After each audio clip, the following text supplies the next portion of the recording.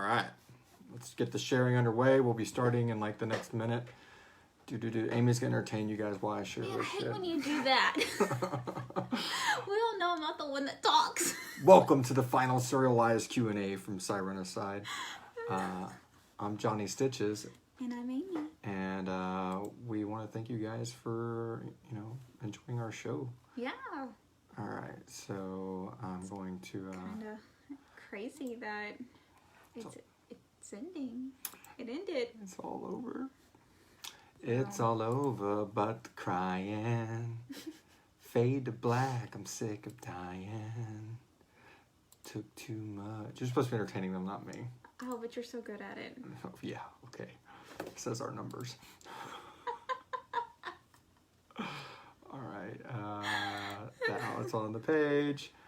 We're going to wait for a few more people to get here before we get started. We'll be going through questions. If you have questions that you didn't get a chance to get into the Q&A post, throw them in the comments here. We're going to be combing through it. This is going to be a good long goodbye to Sirenicide and a little bit of a hello for Hearing the Haunted.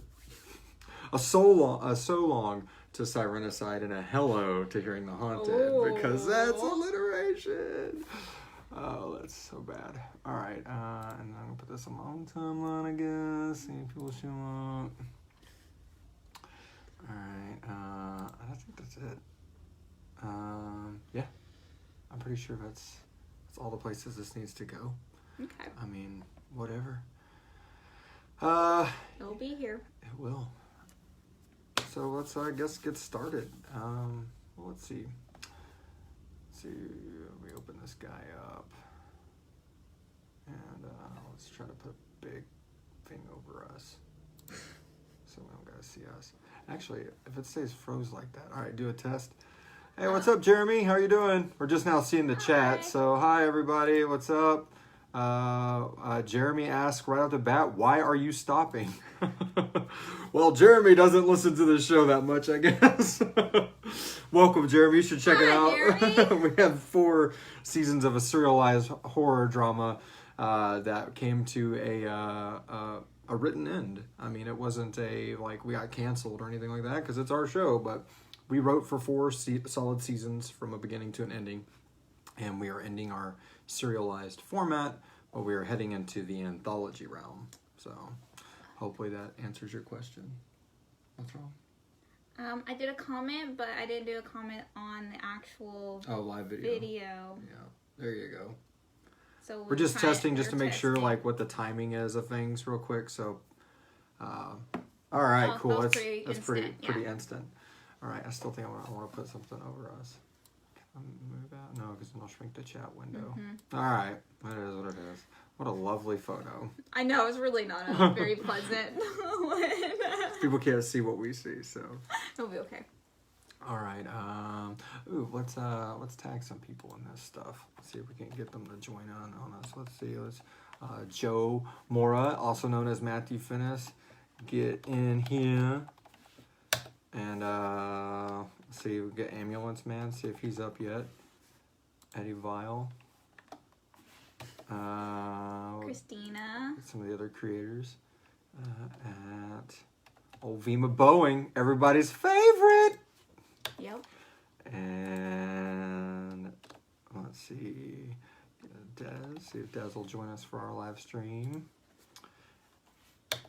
And Dunk, our producer. I don't know. I think he still might be sleeping, but we'll see.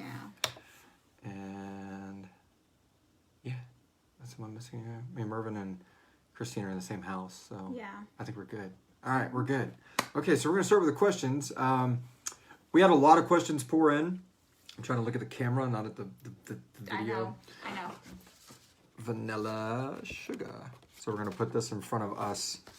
Little shout out to Avery. It's weird seeing yourself. There we go. Is that better? Yeah. No, we're good. In fact, we'll just move the camera here. That way it's and even just more. pretend. Yeah. Hi, camera. I don't know how this looks right now. How are you doing? Whatever. All right, here we go. So we had a lot of questions pour in from all over the interwebs via our Patreon and all the avenues of Facebook on the last 3 different episodes that we did, episode 14, 15, and 16.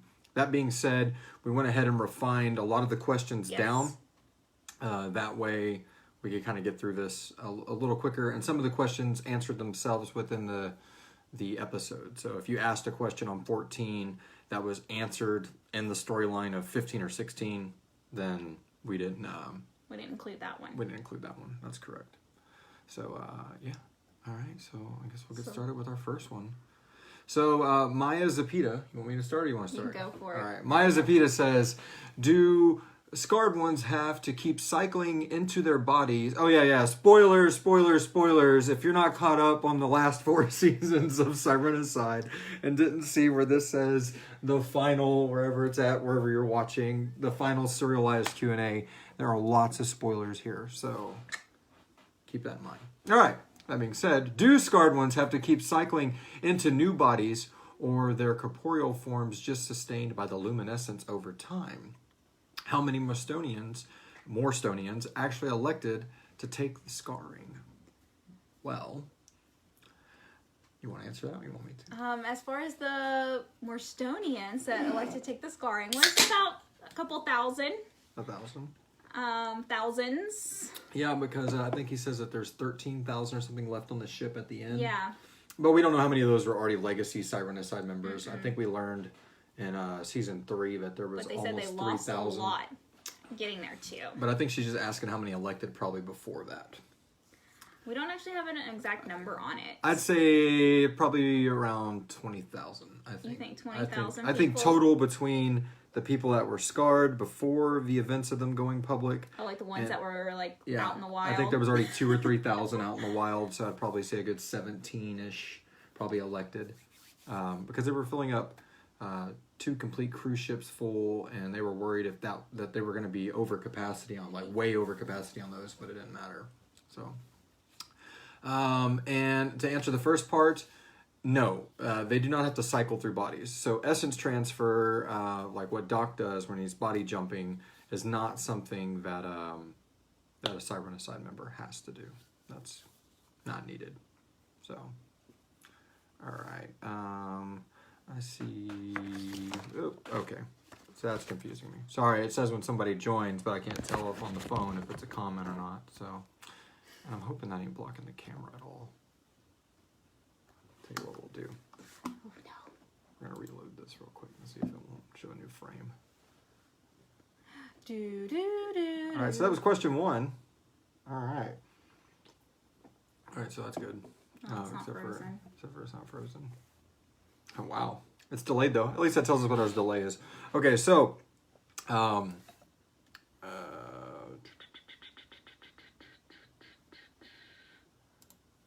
going to pull... Let's see. I'm going to go ahead and have Amy read the next question. The next question is also from Maya. Why did Jenny betray Juliana? High-key mad about it. And what did Malik do to Vile that took him down? Is Vile's anger so immense that it overrides the pull being with Lina has on him? Is Lina actually communicating with him? Or is she a figment of his imagination? All right, so some of that question was slightly answered, which is yes. Lina is not actually communicating with him, and hasn't been. It's the dream realm. So we answered that partially in one of the other episodes. One of the following episodes. I think this is one that she had asked on the question 14 or the episode 14 thread. But Jenny, why did Jenny betray Juliana? But she didn't technically betray her because she was sent there to do this. Yeah. Like she was a mole from the get-go. That was her whole purpose of being there. In fact, she did a really good job because she was able to get that far in, without, being noticed, being obvious. What did Malik do to take Vile down? Malik is an angel, right? He just let all of his power. Exactly. It wasn't being suppressed. It wasn't being suppressed. So he's just, what is this? Bitch slap, bam, you're down. Welcome, Adam Harris. Hi. And hi, Brad. Yeah, so that's pretty much it. Fucking Malik just bitch slapped vial, and he just like, fell down, and that shocked You're Avery enough into like, okay, fuck this. If he could just like touch that guy and go, then I'm gonna vanilla sugar my ass right out of here. All right. And I do think that Lina's presence in the mine, even though it was Dream Realm related, was very what kept him motivated, what kept him going. Because he says, "Why aren't you speaking to me anymore?" It starts messing with him a lot. So, yeah. All right. Question number 3. Really curious as to where the light comes from in Juliana. I know Voslin said she must have angel in her blood somewhere. Now, entertaining the idea that she was somehow related to Malik or angels, but that seems too far of a stretch for me. Well, I guess since the series is over, can't really spoil anything, I'm going to go ahead and just say yes, Juliana is descendant from the ancestry of Nephilim. Yeah. So she does have angelic blood in her bloodline. And that's why she was able to conceal him. One of the reasons. Not saying all angelic Nephilim descendants have that power. She just happened to be in the right place at the right time. Or everything happens for a reason. You can pick. Yeah. So it may seem like a stretch, but you're correct, Maya. Let's tag Maya.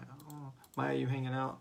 Maya. Maya is such a wonderful freaking person, just going through and analyzing all these episodes. Like, all right, she used to sit next to me at work. She doesn't work with me anymore, but she's like, all right, I'm gonna pick your brain on this one. Let's see. All right. So next question from Don Watkins. What the hell? There's no way that 447 and Voslin could have defeated the death entity without giving up Juliana. No. Unfortunately. Thanks, Don. End of that quick He hates answer. it when I do that. No. It's not. I mean, and she knew it. You could hear it in Voslin's voice. Like, who cares? Just do it. Like, they're on the cusp of it, and she knows that if this doesn't happen, I don't think Voslin knew that Juliana was there. I just think that Voslin thought that maybe she could weaken him enough. This soul in 447, this power that Johnny has created, is going to be what I need to tear down this death entity. Mm-hmm. And then once it started failing, I think she was just very, oh, well, there goes that fucking ideal. I guess there's just going to be another dead one that didn't defeat death. I think she would, because, I mean, he even says death does that you don't have enough good in your soul. Yeah, to defeat me. So there has to be someone that is pure to take him on. And I think Voslin was probably thinking 447 was that person because he was willing to sacrifice himself for his realm, for his loved ones. Yeah. No, and she... Okay, so... Full disclosure, I'm a big Soul Reaver fan.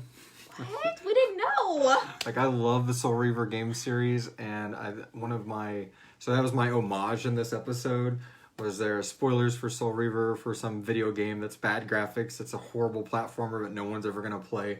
But I'll just say there is an entity in this game where he sacrifices himself to join into an item to help defeat a higher evil. And that's what I wanted Juliana to do. I'm not going to sit back on my throne here and say, I always expected that Juliana would do this, because it's not. I knew that I wanted her to pass, and when her death happened, I wanted it to be significant, but I didn't know how until I started writing for this part of the season. All right, good question. Don Watkins. Hi, Maya. Hi, Maya. Hi, Christina. Hi, Christina. Tina. Fema Boeing in the house, everybody. What? Everybody tell Fema Boeing hi. All right. Speaking of Maya's next question. You want it or you want me? What does Voslin plan to do now? She's taken Scary over, but to what end? She seems pretty zealous about the power she's inheriting. She's very overzealous. I like the word zealous. Okay, so we give a little bit of a hint in Scary's on the Wall there is a hint that she's very laxed in that. She's like, oh, you're from a long time ago. But she's just kind of chill. Where in this whole season, every time our series that we've met her, other than that episode, she's very, we got to do this. We got to get out of here. You know, Death's on his way. Scary will be here. And then in that episode, she's very, I am scary. I control death. She's very sure of herself in that little mini episode. So I knew that I wanted to get Voslin to that point when I wrote this. Because, I mean, I wrote Scaries on the Wall before I wrote anything else about Voslin. So it's kind of writing backwards in season 4. But, yeah, she's taken Scary over. She's got her dominion, so she completely controls what she's built. She does not strike me as somebody who wants to invade the other realms and conquest like Doc at all. I think that she just finally wants to be in control of what she's made instead of a prisoner of it. Yeah. If that makes sense. She finally got her feet. She finally can walk again. Right. Yeah, I see you found your feet. All right. Alberto de Jesus. The rage Doc felt, the lapse of no other words. Stupidity. It felt very uncharacteristic for him. Like blinded on the rage. He was intending to kill Fema either way after she became a vampire? So I'll stop right there. He's got a couple more questions in here. Yes, I think that he was going to kill her no matter what. I do too. I don't think he had. Once the Red Death activated, he got everything he wanted. Now, if she would have took the scarring early on and became like one of his devout, followers, yes, I think he would have kept her around because I feel like at that point she would have been another Theobald. Yeah, he could have controlled her. Right. I agree. Way to gain her knowledge and then just control her tech. I think that he was going to have Eddie pretty much control the tech. The Anathafine will lead the synths and the hybrid synths. I think he was still worried about just, infecting all the other realms. And that he would have just seen her tech and her knowledge as just a branch of his new cosmic military. And then when she took the vampire away, it kind of put a hole in his what he was wanting. Like he can't control her. Did he seriously doubt Sirenicide was capable of closing the Nexus points? And if he knew about the keys, how come he didn't pursue control of them sooner? Well, I think it's because the same thing that Malik was saying, like, no, we can't do that. You'd understand the repercussions of closing all of these gates. Like, he probably banked on everybody in each realm having that same fear, so he wasn't scared of them being closed. I don't think he thought Sirenicide had the power to do it. No, not at all. I think, did he seriously doubt Sirenicide was capable of closing the Nexus points? I think he thought, these Nexus points are something that I will eventually have control of all of them. I'm sure his goal one day was going to just be able to have all the keys, the soul lock and those kind of things like that. And I think that's all the more reason, which we'll get into more in a little bit, why Joey was able to do what he's able to do, because that Starlock just confused him. Like, how did you make that? Yeah. Like, there's no way. I should be making something like that, but I love how Duncan went in there and like gave it a very modern sound, almost like a modem booting up, and like, it sounds like something that would have came out of our technological world. Yeah. Maya pops in and says, it's almost like he felt he was too smart to be able to control her. She may eventually have had advanced on him in other ways. Very true. Yeah, I think that's a really good point. That she would have been a threat eventually. But I think Fema was loyal to a fault to him. Like, where she had wanted to deceive and backstab the DE and all of that, she was just like crying out in death, like, I did everything I told you I would. This isn't my fault. And he's like, bullshit! You little deceiving bitch. All right. Next question. Maya, how does heavenly time compare across the realms? Angelica threatened Malik when he spoke his mind about closing the gate, the duration of time, and stopping the life engine. What punishment does treason warrant in heaven? That sounds like a good song title. It is a song. Punish My Heaven is a Dark Tranquility song. So punishment in heaven would be like what happened to Roderick and Lucifer and those kind of things. He would have been casted down. Now, at this point, the gate to hell is closed, so I would assume that they would have to wait till it opens. So I'm assuming there's some sort of like cell or some kind of way that they would bind him down. Yeah. But we learn that they ended up, listening to him or whatever because the animals come back and the life engine ends up working out, a few years in too. Like it's the first gate to reopen. So I think Malik had a lot to do with that. I mean, as far as like heavenly time, we really don't explore that, but we do know that they can peer and see what the time frame is. Yeah, I guess if you're asking on that question, if it's like a twinkle in the eye of God is like eons for us humans, no, not in this world. It's very linear. Now, they have been around way before we were even thought of or before they created us. But right now, it's Tuesday up there if it's Tuesday here, like that kind of thing. They're parallel dimensions. They are running along the same timeline. So is hell. The dimensions that time has no bearing on are the dead realm. Time has no bearing here. And the dream realm. Dream realm has no bearing of time. They're either. Like, oh, with their timeline. So it did restart. Gotcha. Yes, it did. All right. Don Watkins. So what happened to the people in the Moon City? I think we have a follow-up to that. We do. Maya. I second Don. The Moon City, the Moon Colony just stopped responding. But times are obviously not the same. Are they running out of resources to make contact, or did they die? So what happened to the Moon City? So there's going to be a lot about the Moon City explored in my novels. Yes. So those aren't coming out tomorrow or anything like that. But I am working on a series of books, and the Moon City is going to be a big deal in it. That being said, Ivar or his daughter, I feel safe in going ahead and saying that they don't really play into any of that. So we don't know if the Red Death found its way there. I mean, we know at the time it didn't because Ivar and Joey are talking, but the moon's not that far from Earth. No, it's not. But it didn't penetrate the water, so I can't see the Red Death vapor. Making it through the stratosphere. So I think running out of resources and supplies, because I mean, obviously had enough for her daughter. The little girl would have grown up and things like that Joey's talking about in the epilogue. But I guess that's unfortunately left ambiguous. And I know that that's a big deal. But I will say you're going to learn a whole lot about the Moon City in the Midland novels. In the first one, actually. So get to writing. I know. All right. Welcome, Kenneth. Kenneth, amazing voice actor from our show.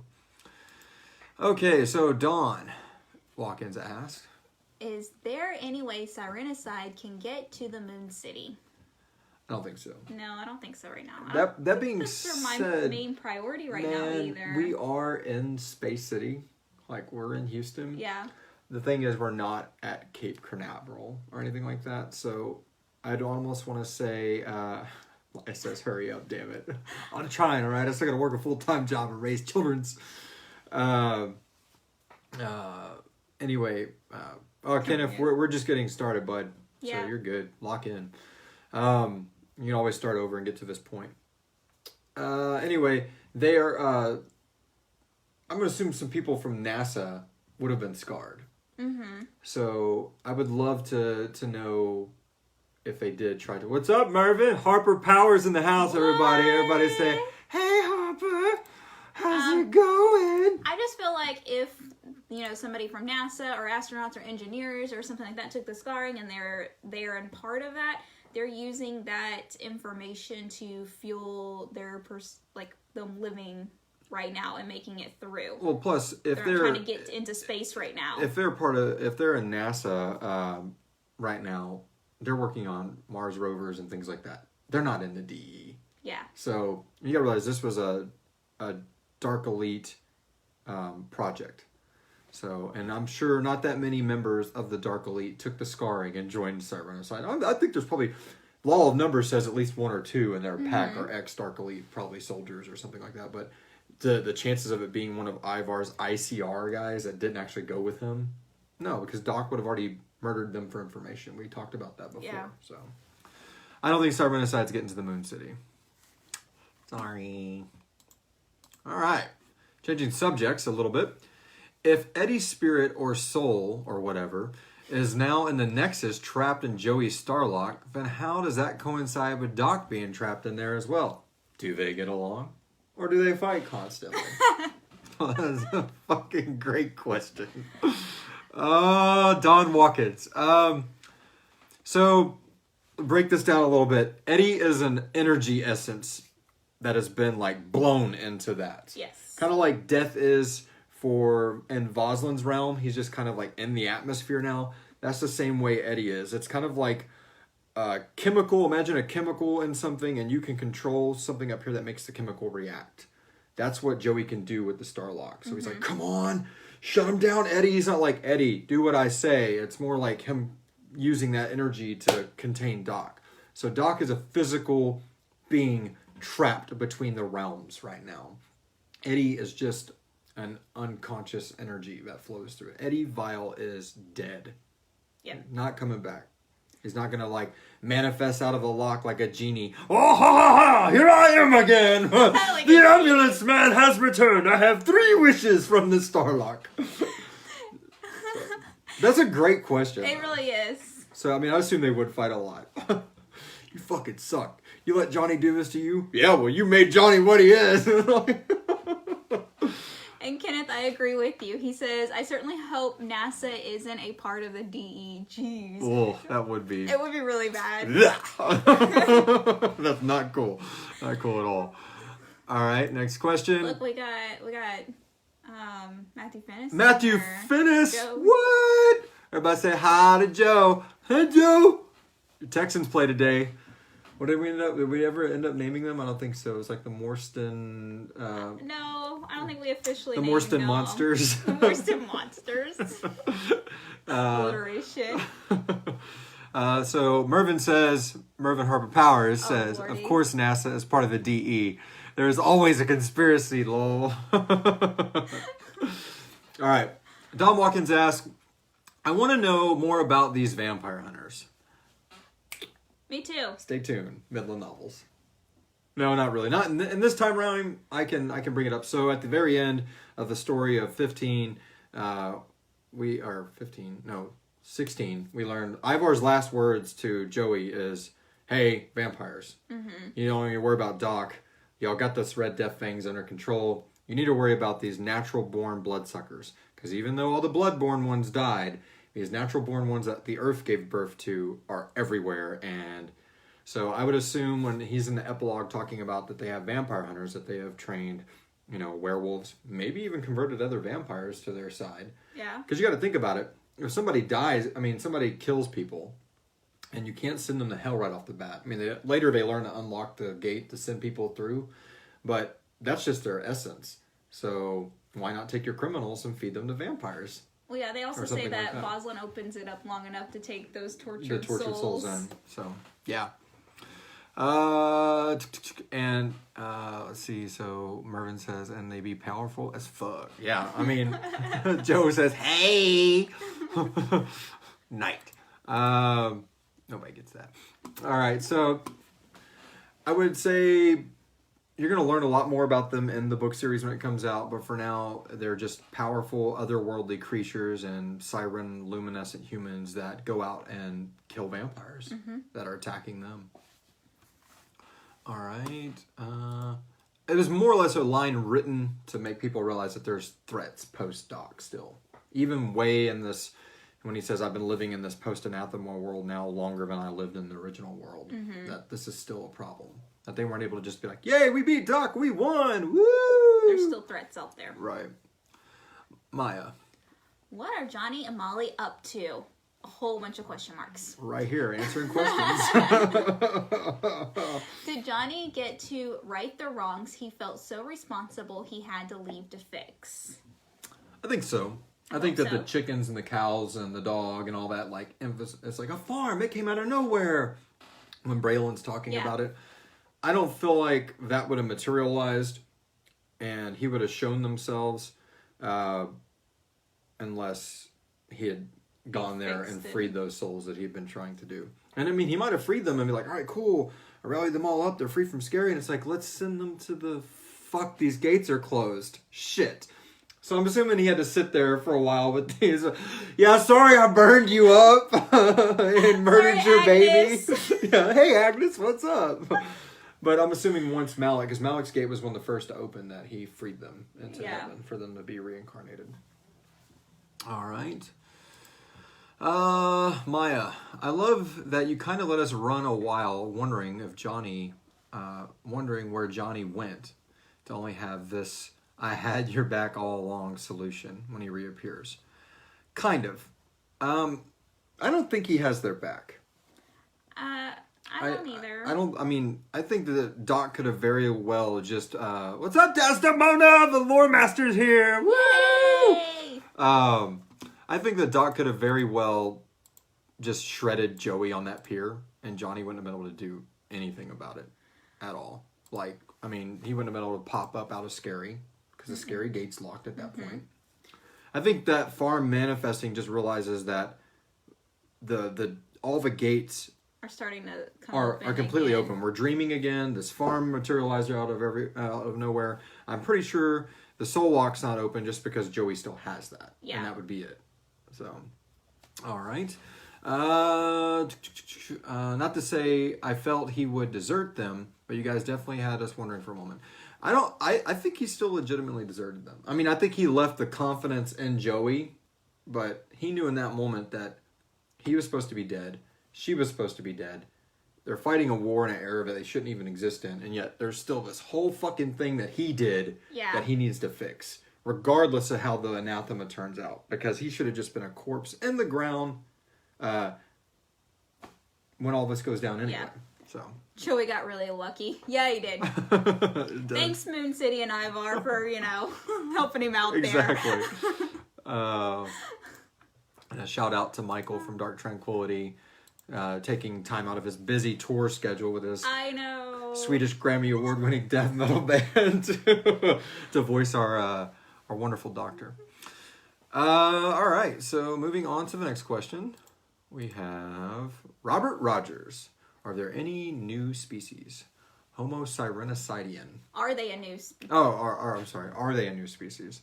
So there's an RPG coming out later this year. Oh my goodness! So much coming! There's an RPG that will be coming out way before the novels, and we explore in that RPG. I will go ahead and just, I don't know, why not? I'll bring up my little file here, guys, and if you're watching this video, you get a little taste. So there are species that I had to design, because you got to be able to play people. And one of the playable species is human. And there are humans that are born with anomaly gifts, Johnny, Doc, and there are humans that are shiners or sirens, and they are ones that have been basically scarred, and they have bred grandchildren. So these humans are naturally born. So yeah. Marvin says, whoop whoop, RPG! So basically whenever you get to build your character within this game, you'll get to choose to be a human that has an anomaly gift, and we'll roll for that, or you get to choose, if you get a high roll, then you'll get to you'll be a natural descendant of the Sirenicide line. So yes, they have made humans that will exist for millennia to come. Yeah. So talk about a legacy. Kenneth Bryant. Last one I listened to was season 3 finale, and then Mervin says spoilers. And she went, don't spoil season 4 for yourself. Get out of here, bro. Yeah, this is so much shit that you probably won't remember any of it when you go to listen anyway. That's like when somebody spoils a movie for me, I'm like, oh, damn it. And then I forget to watch. I watch it like 6 months later, and then that event happens, like, oh! That's what they were talking about. I already knew this, but I fucking forgot. All right, so, yes, there are new species of human. Larry says, I lost feet. Anyone else? No. Are we good? Are we Still? dead? Are we dead? Did we go away? Let me look here. Still see us? I see. I lost feed. I didn't lose no feed. Everybody else good? Everybody alive? Say something. Chat. Chat. Chat. Chat. Anybody else? Everybody, are we speaking? All right, because we're gonna move on. Yep. Just let us know. All right. If anybody else is frozen and their heart's not open, I knew you were gonna do that. listen to Madonna. All right, cool. It's a long time to remember your social. Oh man. All right. Maya's live. Okay, cool. Sweet. Yay. All right. I guess it's all. There's a delay, so. Okay, next question. Go for it. Another one from Don. Where is Theobald now? There's a follow-up to that from Maya. And then Maya. Also, wherever he is, does he know Doc is gone? I guess he must. It's been years. What is he up to? Do you think he'll try to bring Fema back since her soul was recycled? All right, and then Robert Rogers asked, will Theo find a shell for her soul? So that's 3 questions here. Part one, what happened to Theobald? So first off, Theobald is probably back in jolly old England. That's a stereotype, because it's probably not that jolly at the moment. No. And I'm assuming he went to Hive 1. He's probably there for a few weeks, and he's just like, you know, Doc really should have been here by now. He's probably dead. And then after that, I'm pretty sure he, once life started forming again, and the Dead Realm opens at this time that we're at 30 years later, I'm sure he's going to start making vampires again, if he's alive. Mm-hmm. Yeah, I'm sure he's probably tried and failed a lot. This dude, like, created the fucking Black Death. He is fine. He's fine. I will certify canonize Theobald is fine. Theobald made it through the anathema, and if you stay tuned in the Sirenicide feed, you might get some side Theobald stories in the future. So, woo! D-E-D, that's... Anyway, so, did he find Fema's soul? So, Fema's soul was released into our world. She was too evil to go to hell, and hell's closed anyway. Mm-hmm. Even though she was tortured to death, she couldn't go to Scary. Because that's closed too. So, I'm thinking, maybe, that when Vaz first is opened up, like when the Bone Lock first opens to release some of those souls out of the tainted world, I would assume about that point, Fema's soul is pulled into Scary. Yeah. That being said, I get what you're saying. In the future, shouldn't Theobald be able to do what he did with Thalia and go through and find Fema and put her into another shell? Hypothetically speaking, yes. But we don't know the mechanics of that enough to, like, when Thalia was in Fema's mind. Yeah, because he said it wouldn't take over her. Right. She would it's like the have liquid. knowledge. It's just a voice. So, which is funny because Christina voiced most of our liquid characters. Yeah, but didn't he say that he had to have a hydromancer? Correct. So he had to find a doc or another hydromancer to make this whole process work. So I think Fema's probably in Scary, like half nuts, not well aware of what she is or who she was. And I think Theobald's moved on. I mean, you gotta realize Theobald knew Fema for all of... I mean, I know you said you shipped it to Timbuktu. That was the next question. Oh yeah, so did Theobald actually know about the blood burn? We'll go to that in a minute. I know he personally didn't experience it. Did Fema revealing her crime to him change the way he felt? I think he hated her ass for destroying a whole vampire line, but at the same time went, damn. Yeah. What the fuck? This bitch is crazy. Crazy hot. Don't No, joke. stop. No, I don't. I think Theobald, much like Doc, is so far above, like, that way of thinking anymore. Like, want to be with somebody, not just intimately or sexually, but just I want to have a partner and all that. I I don't think he cares. I think he respected her and he did love her, but I don't know if it was like love, like we're gonna be together forever. Right. I think he wanted to release her because he knew it's not her fault. She did everything she was supposed to, but at the same time, this is one of my fucking children, motherfucker. Yeah. I put my blood in that person and made them an immortal, and you're just torturing it. And it's the last one I have. All of my fucking souls are gone. They're all dead. So I think that was a lot of why he was so attached to her. For the first part, yeah, I think Theobald totally knew about Bloodburn. Yes. And I think he totally had Jamin show up to explain it to her so he wouldn't have to be in the room. And she's like, oh, what the fuck is this? Oh, yeah. There's that. Yeah. I don't think he told her because he knew that that's what she's scared of. And then if she wouldn't have taken any of the alternatives, this great mind that they have right there would have just disappeared with her own creation. I agree. So he basically shielded her from that part so she would make a choice. And she says she still does. She still ships them. So I know, I see that. sorry. We're not. I guess, you know. I mean, I guess it could have if she would have survived and Yeah. they're like, hey, we're here forever and Yeah. ever and ever. Vima just doesn't strike me as the, hey, do you want to hang out and be a thing type? She strikes me as a loner too. All right. Does Vima ever actually find Rima? So, short answer, no. Explained answer, because Rima's soul was completely obliterated. Like, she was, her essence, her life force, her blood was fused into no telling how many acolytes to help create them. She was an ingredient in the pot that 808 drug back, just like he's drugged back no matter how many vampires. So Doc could use their blood And it's so to far preserve. And then he just spread chunked out. the skeleton out the next morning for the sun to fucking just erode the rest of it. There is no Rima. She gone.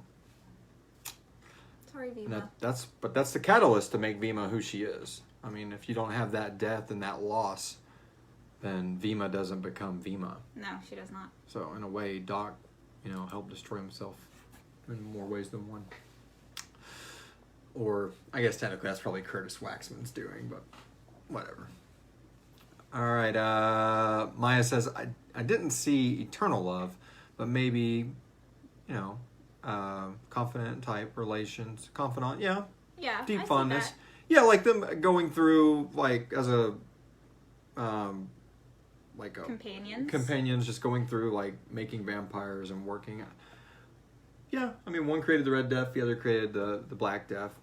Could you imagine if they worked together, like what they could create and... I mean, look what they did together. Yeah. I mean, the whole reason the soul fire caught is because Theobald's like, you're doing this wrong. Let me go get Thalia. Let me show you what you need to do. Everything else is great. All right. What's up with dreams returning? So we kind of answered this a little bit earlier, but to go into it a little deeper, the dream realm has been locked. Why it's been locked for so freaking long, we don't know. So once Braylon says, I had a dream last night, everybody on the scavenging party or whatever, the hunting party did too. Didn't you? And he's like, no, I didn't go to sleep, I was recording. So yeah, that moment in the epilogue is the moment when dreams return to our world, to the Midland. What is perspective? Maybe she isn't there with it. Oh, yeah, with that perspective, maybe it's best she isn't there. Yeah, that's true. That's true. Because it'd probably be a horrible afterworld for the people that did. Well, Doc's dead. Let's go do this. Yeah. All right. And are the animals Johnny and Molly arrive with able to reproduce? The life engine is still off, isn't it? No, the life engine came back on 5 years, he said, I think. Yes, after And 5 years into the anathema, the life engine turned back on. But the animals that were being produced from this, the primitive vampires, or the starving vampires, were just like, oh, look, baby rabbit. So it's taking some time for animals and stuff. That's why, he's like, I hope you got a deer. Or, Yeah. Really excited about Animals are still meat. very scarce. Yeah. But I'm sure the cows and the chickens and all that stuff that they brought with them from their realm are able to reproduce. Yeah, why 'Cause, not? they're it's all built around that whole synopsis of what died within the dead realm. They've brought that back into life. All right.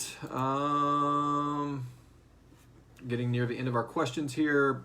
Maya commented, super loved Joey going back to the inner Matthew finished to record the end of the episode. There were so many open and creative outlets left behind by this ending, and I can't wait to see what gets done with all of that. Well, you don't gotta wait long, because Hearing the Haunted will be coming out this spring. It'll be our anthology series, and it's going to be written by a multitude of different authors from all over the world. The stories will be vetted. Anybody, you guys watching this, you'll be able to submit stories to it. All the submission forms and stuff like that, I'm hoping will open up later this month. That's my goal. Should pretty much be there. Being something awful doesn't happen, but I don't want to put a date on it, because that's the whole point of Hearing the Haunted. There's not going to be a release date. It's not going to be every Tuesday at midnight anymore. It's going to be when the story's done and it's the way we want it. We put it into a vault, and then we're going to stack up a few stories until we get enough to have a few to release. If you want to join our Patreon at the $1 level, we're going to be releasing one Patreon story a month only for the patrons, and then the goal is to have at least one, if not two, public stories each month. Yeah. So 3 stories a month is the goal. And they will be short form stories in the vein of the mini episodes.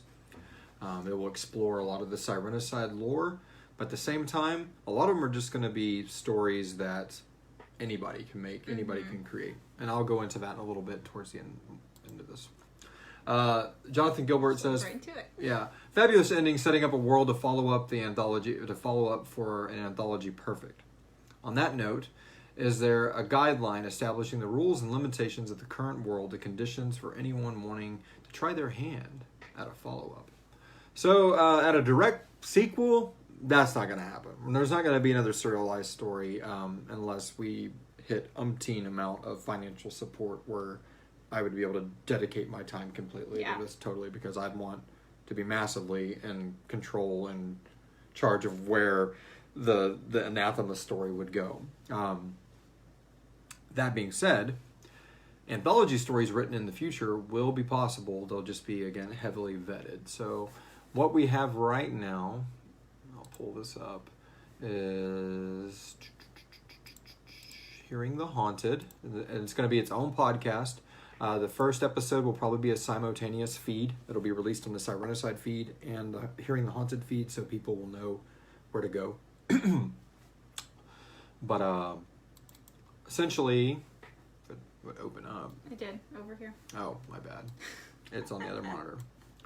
So the whole point of this is whether you are an experienced writer or if you're new to writing and this is your first short story, we welcome everybody. We want this to not just be like, well, I've never written a book, or I haven't written a paper since high school, or anything like that. We don't want that to bog you down or be a reason you wouldn't want to try to write for us. So to answer your question, Jonathan, yes, there are a lot of guidelines for it, but we tried to simplify them. So the submission guidelines will be available on hearingthehaunted.com. It'll also be on the Hearing the Haunted Reddit. You will be able to submit stories on each form. We recommend, if you submit it on the Reddit, that you still send it to hearingthehaunted@gmail. And it says all that in the guidelines. So basically, we want people to write in the script format. That's the biggest thing. Excuse me. Is the anthology podcast will still follow the stories. I'm not looking to produce a no sleep or a creepypasta kind of story or another podcast like that. I enjoy the hell out of those podcasts. I just don't want to be another one. The only no sleep story I ever really pushed for No Sleep that I got on No Sleep was a script styled story, because I like that format. I'm a big fan, obviously, created 4 seasons of it, of someone saying, you know, what do you think of this Q&A we're doing right now? Do they realize that tomorrow will be the end of the world? You know, I love that. And then the person's dialogue comes back versus, you know, I looked at her wondering if she knew that tomorrow would be the end of the world as we just answered these questions online. It's just, I'm being told what to think. I'm being told how to feel. There's a ton of stories already out there like that. If you enjoy that kind of medium, I suggest you download the 14 seasons of No Sleep. There's thousands and thousands of hours of content for that. I want someone to be able to press play on one of these, and we have a host format show, and then they'll be able to hear a piece of this world, whether it's the Civil War, whether it's ancient Greece, whether it's in the anathema Red Waste, or if it's happening at the same time Matthew Finnis was being scarred, there's a vampire terrorizing a freaking family in Wyoming. It doesn't matter. That's the beauty of this. It takes the Sirenicide lore and expands it in an anthology world. So that's what we're looking for. Stories will only be accepted in that script format. So please, if you want to write for us, you download the script format, you go through the questions. We're going to be open to horror stories, mysteries. I say sci-fi with a grain of salt. It needs to be more fantasy than sci-fi. You don't want and we're much more in the vein of Star Wars. Like in Star Wars, bombs fall out of something and they fall, which is like not possible in space. Mm-hmm. Just somebody blows something up and an explosion happens. That obviously doesn't happen in space. I mean, I've never been to space. Have you been to space? It might work like that, but from what we've been told... But that's what I keep an open mind. I realize that the more grounded in reality it is, the scarier it gets. So, I mean, we've done that with making sure that if we're on a certain day in the past, that the weather on that day is that day. Like, if we're doing September 1st, 1963, and it was stormy that day, it'll be stormy in the story. But going towards the future, it kind of opens that up. So you'll be able to write horror, fantasy, mystery, drama. So you don't want to write a scary story. You don't want to write a ghost story. Or you want to maybe write a story about a ghost haunted a girl and pushed her to do something and it's just a complete drama. There's no supernatural element. The ghost might just be in her head. Just as haunting as... One of my favorite stories of all time is The Good Thomas Shay. Mm-hmm. And it's a No Sleep story. It's the story that made me want to do this medium, get voice actors to talk to each other and try to make a story out of it. And there's no supernatural real element to that story, as a creature or... I mean, the monsters in that story, to coin Shinedown, are real. These are going to be submissions that are going to be 3-scene stories at the maximum. They can be 1 scene. And we have all of the guidelines will be listed there, so you can go through, exactly. Vampires, werewolves, zombies, oh my. It's limitless. We're even open to comedies. I mean, if it's written cool, if it's like a vampire, werewolf, buddy, cop kind of thing almost, we'll do it. Yeah. I mean, it's the whole point. Now, that being said, we're trying to keep the cast 1 to 2 people. We're not trying to create wars or battles. That's the whole thing is you guys have no idea unless you're doing podcasting, especially audio dramas, the amount of money that goes into making a war scene. The amount of time. Yeah. I mean, time more than money, but still a lot of sound effects, design, tons of casting just to get people to go, ah! You got to have all that stuff in the background. And we're just... if you listen to stories like You, Me, the Gerbil, and the Flea, Little Wolf Moon, Nightmares, those kind of stories, you'll realize that it doesn't take a war or anything like that to do this. You'll just be able to create a really gripping story within 1 or 2 scenes. But anyway, all of that stuff's going to be released on hearingthehaunted.com in the next few weeks. We'll be going into that more. There's also going to have Mervyn cultists, psychos, and killers. Oh my, yes. Mm-hmm. We'll also be going into, there'll be a video up at the top that'll be very edited. It won't be this long-winded shit. It'll be very just cut, this is what we're looking for. These are the guidelines. And then underneath that will be all the text guidelines. And then there'll be scripts to download. That way you can listen to Little Wolf Moon and read through each prompt of the script. You will have all that at your hands before you even have to open up a Word document and start typing. So just have to keep in mind. And we will be paying for these stories too. We'll take volunteer submissions, but that's not required. I know there's a few people who've already said they would just want to volunteer a story, and I'm cool with that. Obviously, that helps. That's an awesome donation. But one scene stories that are like 1,500 words. We're going to be paying $50 a pop for. 2 scene stories. Now, these are core stories that are picked. So you don't get paid for just writing it. It's got to be selected, that kind of thing. And after it's been workshopped and everything. So, and all that stuff will be there, the guidelines and all that. But so that's Hearing the Haunted. That's coming next. Then shortly after that, we'll follow the Kickstarter we'll be doing for the RPG. And that will... that's going to be really, really epic. We hope to start launching the beta games during the Kickstarter. Probably late spring, late spring, early summer.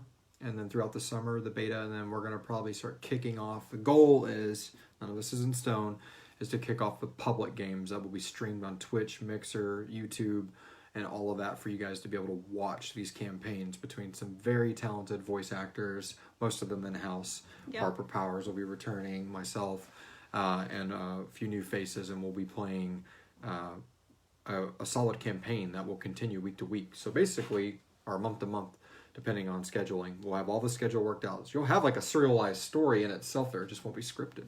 Yeah. So I will be DMing all of it. Or whatever I'm going to be called, a GM, a DM.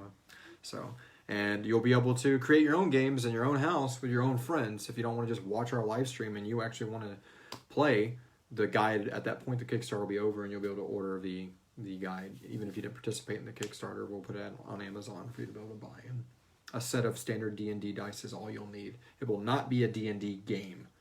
Like, it's a tabletop RPG, but it's not D&D rules. All the rules will be in the guide. Simplified for anybody to enjoy. Very cool for your first time, playing an RPG.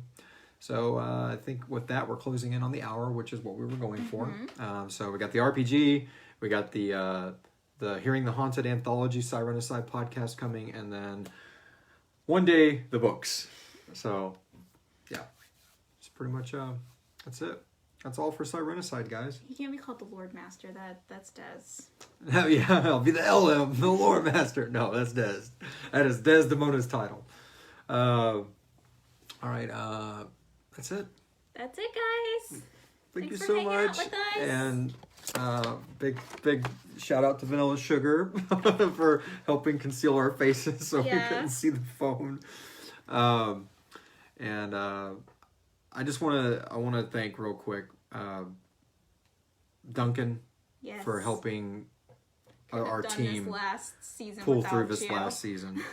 Things were crazy. Fucking Duncan McPherson, he does the Game of Microphones podcast. He's got hundreds of back episodes if you're into that. He's an amazing musician, an amazing friend, and without him, Christina, myself, Amy, we would have not been able to pull out this last season in the way it did. I also want to thank Eddie Vile, the producer from season 1 all the way into the beginning of season 3. Yes. Without him, this podcast would have never happened. No.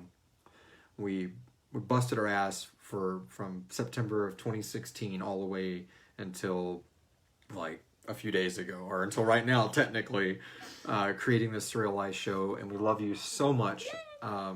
All of you guys that have supported us on Patreon, you put your money where your mouth is, and it was because of you that during Harvey hitting us, that we were able to acquire certain things that we wouldn't have been able to do. So thank you so much, and don't end your support, because the Patreon, Sirenicide Patreon, will now be rebranded next month into Sirenicide is Creating Hearing the Haunted.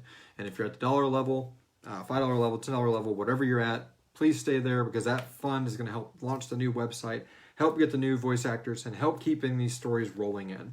We'll be rebranding the private Facebook group. If you're watching this and you haven't joined any of that, throw a damn $1 a month towards us, man. $12 a year, and help us get this shit going. Friends, family, people have been thinking about doing it. Fucking do it!